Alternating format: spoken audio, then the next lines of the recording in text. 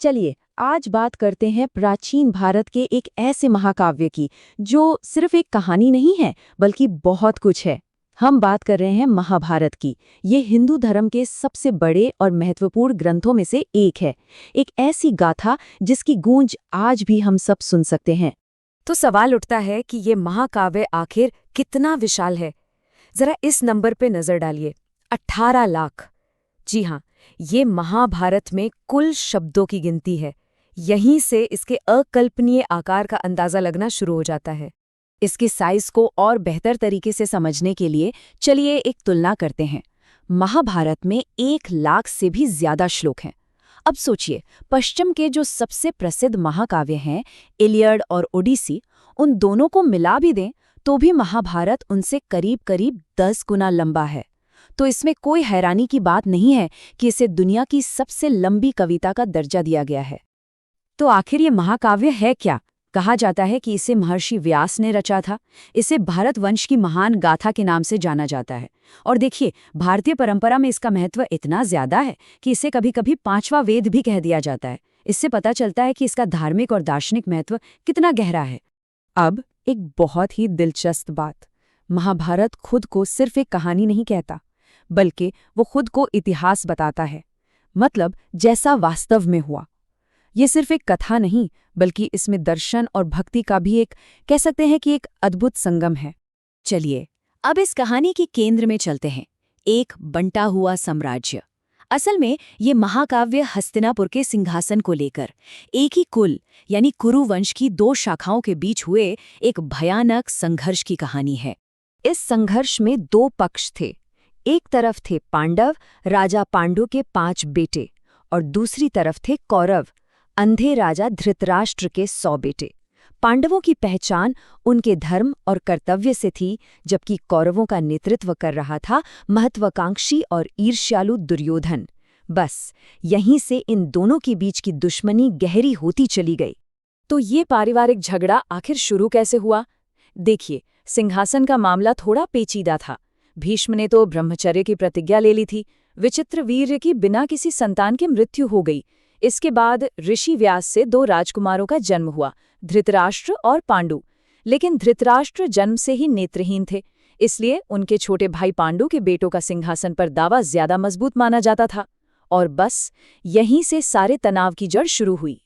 एक पारिवारिक झगड़ा एक विनाशकारी युद्ध में कैसे बदल गया?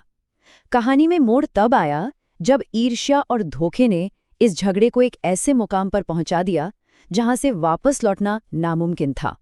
हुआ ये कि दुर्योधन पांडवों के इंद्रप्रस्थ में बने नए और भव्य महल से जल भुन गया था। तो उसने पांडवों को चौसर यानी पासे के खेल के लिए बुलाया। पर यह कोई आम खेल नहीं था। ये एक साजिश थी जिसे दुर्योधन के चालाक मामा शकुनी ने रचा था। और उस खेल में क्या हुआ? सबसे बड़े पांडव युधिष्ठिर एक एक करके अपनी सारी दौलत, अपना राज्य, अपने भाइयों और यहाँ तक कि खुद को भी दांव पर लगाकर हार गए। और फिर कहानी का सबसे अपमानजनक पल आया। युधिष्ठिर अपनी पत्नी द्रौपदी को भी दांव पर लगाकर हार गए। इसके बाद जो हुआ वो बहुत भयावह था। भरी सभा में कौरवों ने द्रौपदी को निर्वस्त्र करने की कोशिश की। ये एक ऐसा अपमान था जिसे सिर्फ कृष्ण के चमत्कार ने ही रोका। इस हार की कीमत बहुत भारी थी। पांडवों को देश निकाला दे दिया गया।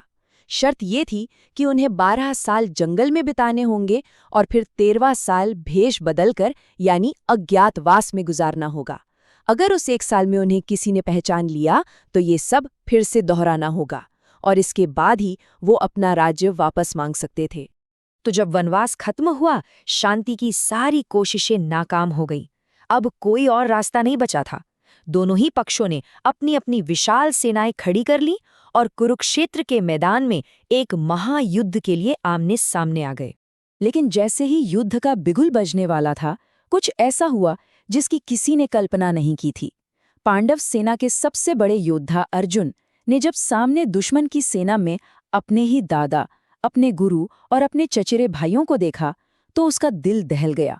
उसने अपने हथियार नीचे रख दिए और कहा, मैं नहीं लड़ूंगा। और बस यही वो पल है जहां भगवद गीता का जन्म होता है।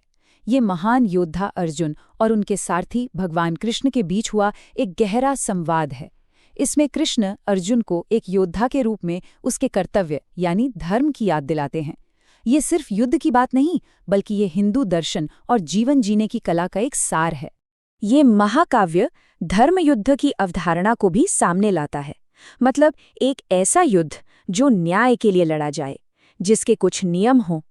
लेकिन जैसे जैसे ये लड़ाई आगे बढ़ी और भयानक होती गई, दोनों ही तरफ से इन आदर्शों और नियमों को ताक पर रख दिया गया। पूरे 18 दिन तक ये युद्ध चला और इसने सब कुछ तबाह कर दिया।